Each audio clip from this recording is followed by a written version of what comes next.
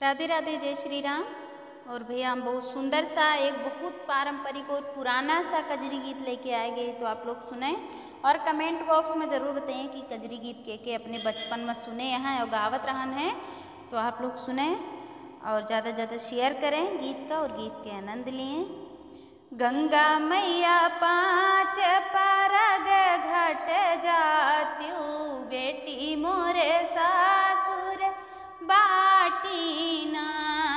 गंगा मैया पाँच परग घट जात्यू, बेटी मोरे सासुर बाटीना।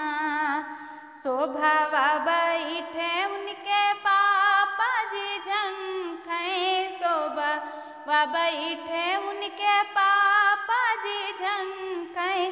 केहे का डारऊँ मैं झूलनवा, बेटी मोरे सासुर बाटीना।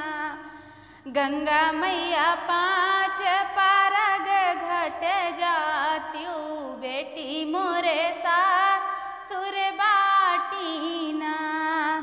आंगन बैठे मोरी मैया जी झंखई, आंगन बैठे मोरी मैया जी झंखई। केह का बांधी हम गठरिया, बेटी मोरे सासुर बाटीना। केह का बांधऊ मैं गठरिया, बेटी मोरे सासुर बाटीना। गंगा मैया पाँच परग घट जात्यू, बेटी मोरे सासुर बाटीना। भीतर बैठे उनके चाची जी रोवें, भीतर बैठे उनके चाची जी रोवें। केह का बनऊँ मैं गुड़ियवा, बेटी मोरे सासुर बाटीना।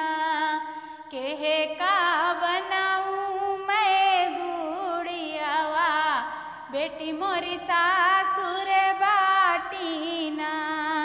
गंगा मैया पाँच परग घट जात्यू, बेटी मोरे सासुर बाटीना।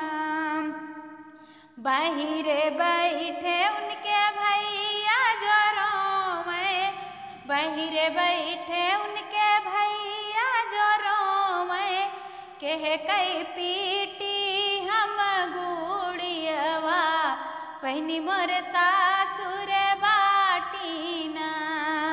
गंगा मैया पाँच परग घट जात्यू, बेटी मोरे सासुर बाटीना।